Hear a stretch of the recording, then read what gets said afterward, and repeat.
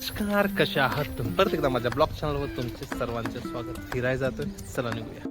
तर जॉईन झाले, नवीन झाले, यांच्यासोबत फिरायला जातोय. चला इकडे. हे आहे नाशिक मधील खरकडी गाव, जे की अगदी त्र्यंबकेश्वर किलोमीटर अंतरावर. त्र्यंबकेश्वर जे की जागृत देवस्थान. चला तर बाजूला एक सुंदरशी नदी आहे, तिचं नाव पंचगंगा, आणि आजूबाजूला नद्या पण तिथे खूप साऱ्या भेटतात. चला तर जाऊ. बहुतांश हा ट्रायबल बेल्ट आणि बहुतांश इथे आदिवासी समाज राहतो आणि निसर्गाच्या कुशीत बसलेल्या गावचं चला तर निसर्ग सौंदर्य पाहूया. जवळपास सतत 2-3 दिवसापासून सतत मुसळधार पाऊस सुरू होता आणि नदी कोरडी असणारी नदी आता कशी भरून वाहू लागली.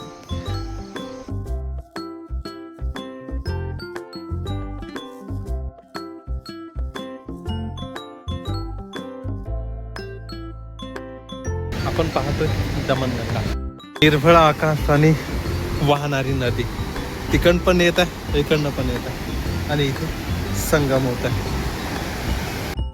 तिकडे जे दिसत आहे ते झरे म्हणजे धबधबे वाहत आहे. पुढे जाऊन गुजरात मध्ये जाईल बरं काही नदी. बड्यापैकी इकडे शेती.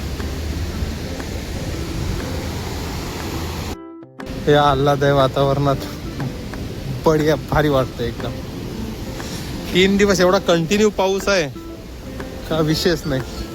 आणि ही नदी काही दिवसापूर्वी कोरडी होती, आता पाऊस किती झालाय पहा.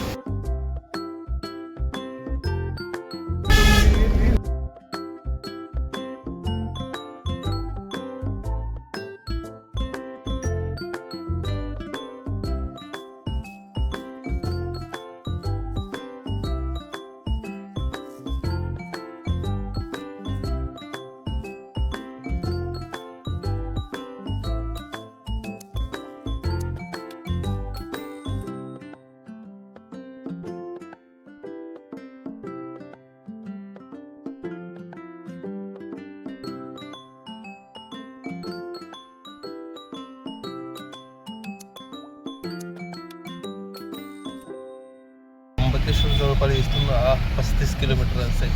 आणि हे जे आपण इथे आलो हे हर्सूल बाजारपेठ आहे. हर्सूलचं पोलीस स्टेशन.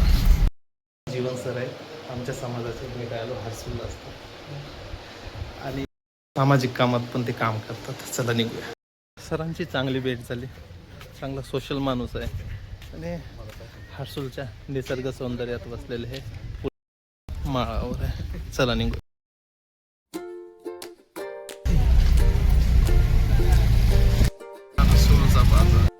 हर्सूल आहे.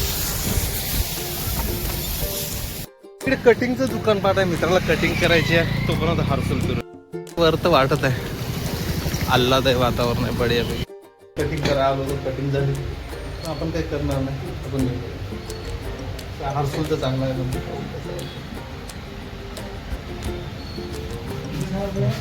सुरेश भाऊनं कटिंग वगैरे केली, आता नाश्ता पाणी करूया, निघूया खरपडी. एवढी काही गर्दी नाही आहे. भाजीपाला घेतला, निघूया. आम्ही आलो नाश्ता कराय. चला नाश्ता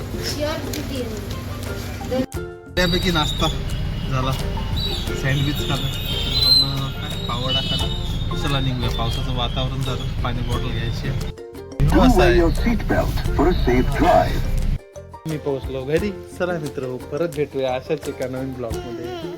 धन्यवाद.